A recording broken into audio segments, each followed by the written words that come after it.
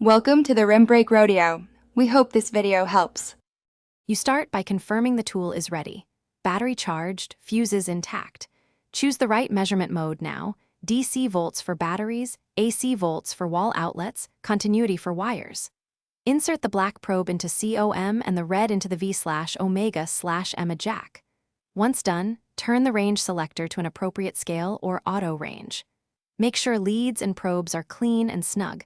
Poor contact gives false readings. You're now primed to take a safe, accurate first measurement. You'll proceed by placing the probes where the measurement belongs. For voltage, touch across the component with power on and watch polarity. For current, break the circuit and insert the meter in series.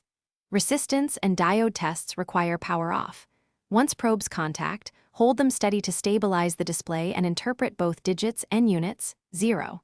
12V versus 12V matters. If auto range jumps, switch to a fixed range for steadier readings. Keep fingers behind guards and avoid shorting adjacent points. You finish by powering the meter off and unplugging probes.